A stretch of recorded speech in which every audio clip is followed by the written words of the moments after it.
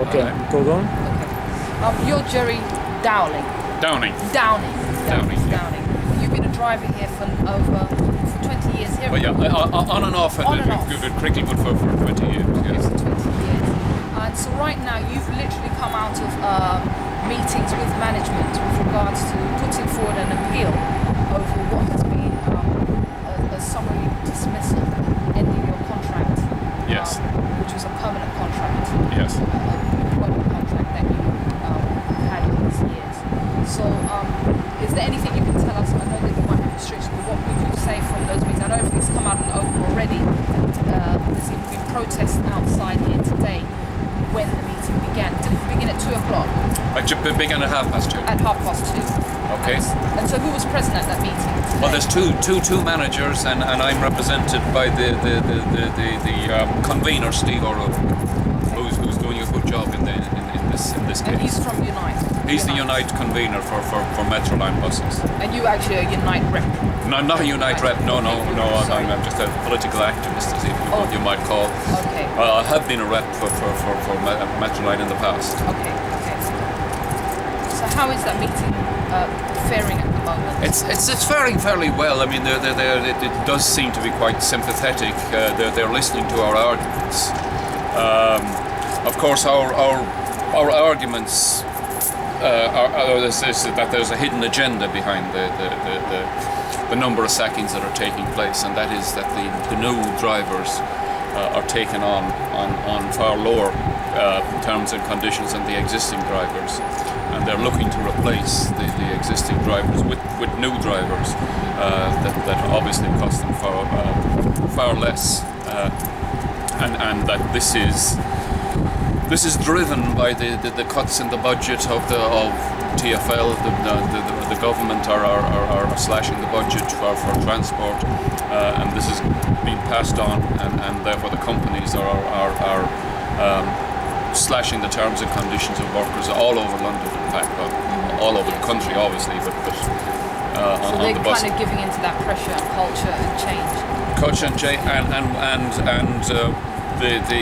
They attempted to bring in new contracts for everybody on new terms and conditions, but that was another of the reasons, I believe, another one of the hidden agendas that I had strongly opposed and advised everybody not to sign these new contracts. One garage, Brentford Garage, they all had signed there, and then they were going to another garage in West Perryville, and they refused to sign. And then I was advising everybody else on no account to sign them because these were far worse, obviously. And that if everybody refused to sign, there was nothing they could do about it. And you're within your rights not to sign. Obviously, you already have a contract. All right, already. yes. And, but it was that everybody should act in solidarity and refuse to accept the agenda, because if you have no leadership in these situations, what happens is they take you in individually, one by one, and you feel that you have no option then but to sign. Yes. And you refused to sign. So you the contracts didn't actually come as far as Cricklewood, because when they got to West Perryvale, the people in West Perryvale distributed them to everybody else so we could see what they were, and then we would point out what was wrong with them in detail, and prepare everybody. But we have to say we did this outside the union structure, but as soon as the revolt happened, the union did get on board, which is, you would think that they should be leading rather than following, but that's what they did on this occasion. They did in fact advise the people in West Perryville not to sign, and then they haven't proceeded any further to any of the other 7 garages. There's 9 garages in Metroline, so they didn't proceed any further with the contracts after that. So there's a risk here because of that particular issue. The sort of hardline action that they took against you could be as a result of your stand on that issue. I believe that's the hidden agenda, right? And also because I'm a senior driver and it would pay them to replace me with a new driver. I believe that the rate of sackings has gone up, or that they're targeting the people that are most militant or most opposed to the other agenda. But We haven't got any hard details on the rate of sackings. We do know that coincidentally that the people that do get sacked are the people that are most opposed to these new contracts. Sorry to say this, but is there a risk that if management have leaned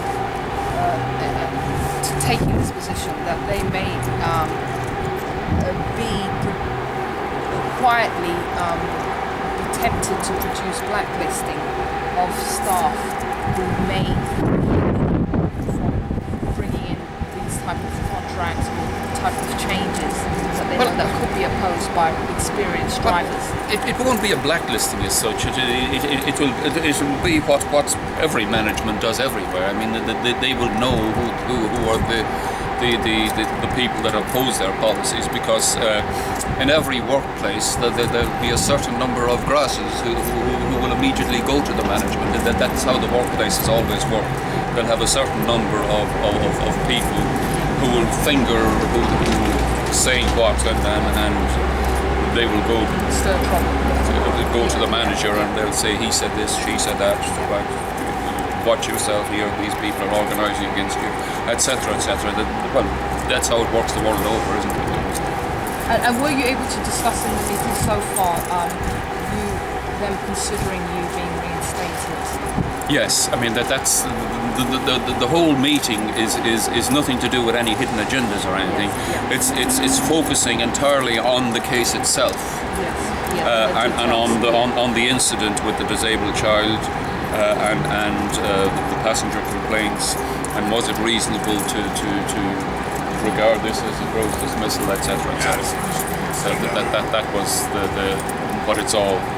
But of course, the presence of the picket outside and the publicity, the meeting last night, which they will have known about because the leaflets were all over the garage, that does put pressure on them, and they will know then that when John MacDonald MD was there, that it's a publicly backed campaign that's liable to get very adverse publicity if it's. I think people are just worried with them setting a precedent that could follow right through.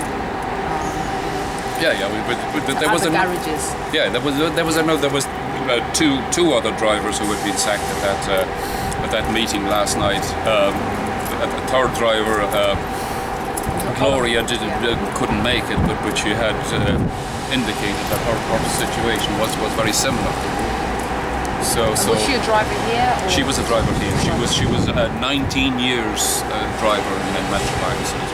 So she's very upset, and she says that she can't, since getting sacked about 8 weeks ago now, 2 months ago, no other bus company will take her on because a bad reference. So the damages end up being very serious. Yeah, they're very serious. If you get sacked for gross misconduct or for accidents, then you very great difficulty getting another job on the bus. So do you consider that, in terms of the employment issues here,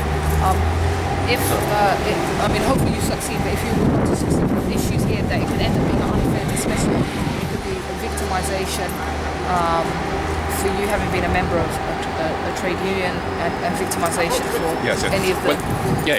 What are the employment issues here? We would take it to the employment tribunal, and then we would proceed to build the bus workers' defence campaign, because it's not just me. My case might be the one that's been highlighted now, but we know this is widespread throughout London, and because the big political thing that has happened in the immediate past is, of course, Gerry Hicks just got 80,000 votes for General Secretary of this union, as a rank and file candidate with no backing whatsoever from any of the union officials or any of the union structures.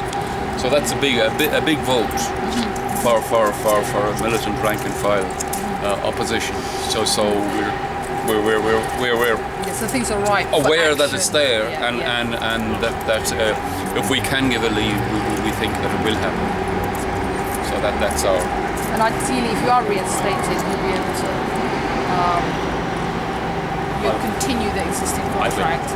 Yes. And you'll be able to get back to work and pursue work. But I won't be keeping my head down even if I am. I will continue. Because there must be situations where both the union and the management have worked together to keep protect both each other. But that is the situation. I mean, gone on for years. Union and management have been around for years. back in January 2012, when the new contracts were brought in for the new starters, they've had to they did resolve. absolutely nothing about them. They didn't attempt to oppose them in any way whatsoever. Was this the union? Yeah. The unions? The unions, Unite, never attempted to oppose them at all in any way whatsoever. So They didn't even make it. The employers were left having to defend themselves. And of course they grew in confidence about that, and that's what then led them to bring in the new contracts for all the bus drivers. Once they knew they could get away with it for the new starters, they felt that the union would never fight. And as it happens, it was a rank and file revolt in West Perryvale that sparked the resistance. And But now you've got the union backings. Well, as they say, we've got the union halfback.